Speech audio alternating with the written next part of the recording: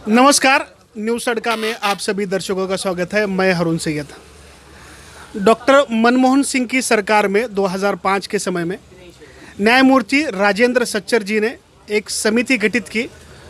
सरकार ने कहा कि एक समिति गठित कर अहवाल दे कि मुसलमानों के क्या हालात हैं।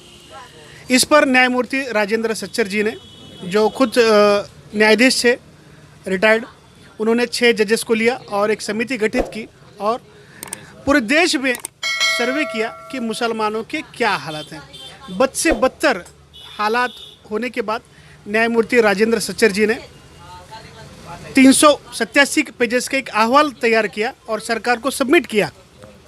उस अहवाल में ऐसा लिखा था कि किस हालात में मुसलमान जी रहे हैं। बहुत ही नीचे तबके में जीने वाले इंसानों में मुसलमान थे।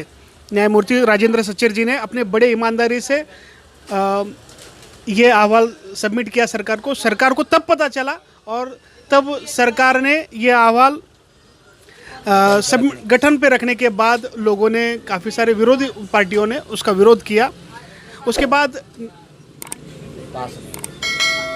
लास्ट में लातूर से पाशा पटेल ने एक आवाज़ उठाई न्यायमूर्ति राजेंद्र सच्चर जी की जो अहवाल दिया था उसके लिए न्याय मांग के लिए शुरुआत की और वो शुरुआत लातूर से हुई। उसका असर अच्छा खासा देखने को मिला। सच्चा संघर्ष समिति, ऐसा पाशा पटेल ने उसने एक संघर्ष में यात्रा चलाई, ऐसा कहेंगे तो गलत नहीं होगा, और पूरे देश से मुसलमानों का उसको समर्थन मिला। उसके बाद नागपुर अधिवेशन में वो तब के महाराष्ट्र के मुख्यमंत्री विलासराव जी देशमुख थे। तब ये आवाज़ गूंजी पाशा पटेल की और लोगों को पता चला कि ये न्यायमूर्ति राजेंद्र सच्चर जी ने क्या अहवाल दिया है। तब से लेकर आज तक मेरे साथ महबूब बोहरेकर जी हैं, जिनकी उम्र करीबन 80 साल होगी। उन्होंने 2005 से लेकर आज तक न्यायमूर्ति राजेंद्र सच्चर जी का ये बैच बिल्ला, ये ग्रीन और येलो कलर का जो बिल्ला है आप देख रहे हैं, ये लगाकर घूमते हैं और तब से लेकर आज तक उन्होंने निकाला नहीं है। मैं सीधे ले चलता हूँ आपको महबूब जी के पास कि क्यों ये आप बिल्ला लगाते हैं और क्या बिल्ले की खास बात है। बिल्ला इसलिए लगाता हूँ कि न्यायमूर्ति राजेंद्र सच्चर जी ने जो हमारे बारे में, मुसलमानों के बारे में जो अहवाल 387 पेजेस का खुद सर्वे करके 6-7 जजेस ने मिलके जो सर्वे किए हिंदुस्तान का, और उसमें ये नज़र आया उनको कि हिंदुस्तान में मुसलमानों की हालात बहुत कस्ता है और नीचे के दर्जे पे है, तो उसको कैसा सुधारा जाए और बोल के सरकार के सामने रखने के लिए उन्होंने ये अहवाल तैयार किया और पटल पे रखने का काम मनमोहन सिंह सरकार के पीरियड में रखने का काम किया। लेकिन उस टाइम में विरोधी लोगों ने उस अहवाल को पास करने से इनकार किया और विरोध किया, और फिर भी उसमें से कुछ 4-5 चीज़ें कुछ पास हो गए। वो मुसलमानों के बच्चों के लिए शिष्यवृत्ति, ऐसी चीज़ें 1, 2, 4, 5 लोग कुछ आइटम पास किए और उस पे बाद में विरोध ज़्यादा होते गया और वो अहवाल को ठंडे बस्ते में रखा गया।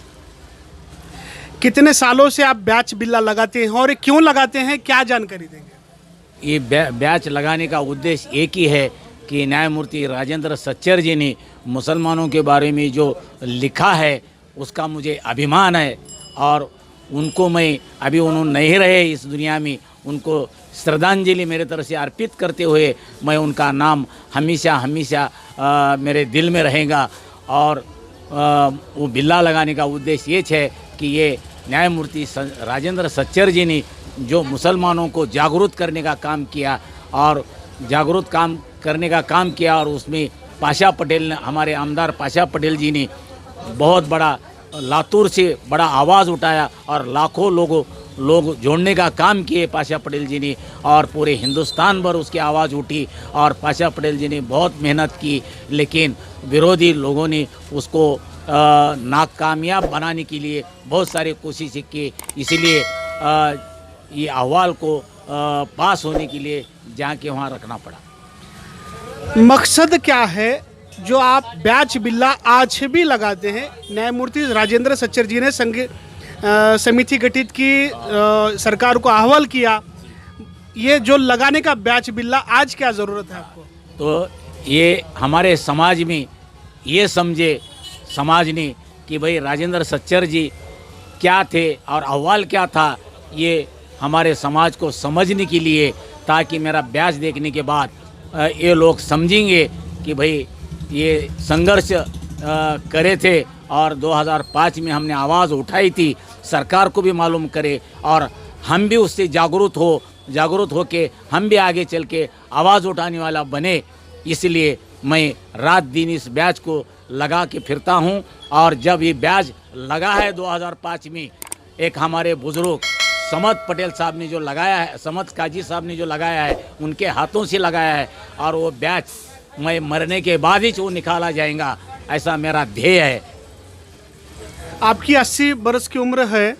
2005 में संघर्ष समिति की शुरुआत हुई, काफ़ी सारा लोगों का समर्थन मिला। स्वर्गीय गोपीनाथ मुंडे जी ने भी समर्थन दिया था, ऐसा कहेंगे तो गलत नहीं होगा। और उसके बाद क्या हुआ सच्चर संघर्ष समिति का, आगे कुछ पता ही नहीं चला। हाँ, विरोधी लोगों ने उसको बहुत सारा विरोध किया और मनमोहन सिंह सरकार वहाँ पे कमज़ोर पड़ी और विरोधियों का आवाज़ ज़्यादा उठ गया। और हम जब लोग काम कर रहे थे, वो काम कर रहे लोग भी तितर बितर हो गए और जिधर उधर हो गए, इसलिए वो काम को अंजाम देने में कोई आगे बढ़ा नहीं बाद में, इसलिए वो रुक गया। आगे ये काम को और आगे लेके चलना, ऐसा मेरा मानना है, और मैं इसलिए इस ब्याज को लगाते हुए फिर रहा हूँ, आगे याद रहे लोगों में।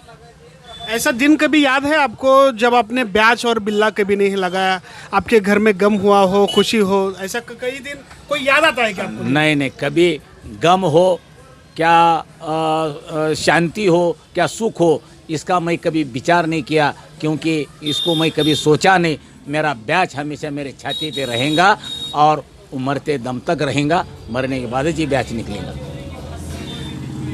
आने वाले नए नस्लों को पता चले कि 2005 में न्यायमूर्ति राजेंद्र सच्चर जी ने एक समिति गठित की थी और उसका अहवाल दिया था। 387 पेज का वो अहवाल है।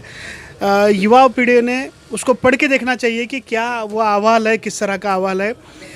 भोयरेकर साहब कहते हैं कि मैं मरने के बाद मेरे जिस्म से ये बैच निकलेगा, तब तक ये बैच नहीं निकलेगा। सलूट है महबूब साहब भोयरेकर जी को, क्योंकि दुनिया में ऐसे भी कुछ लोग हैं जो एकनिष्ठ एक तत्व से रहते हैं।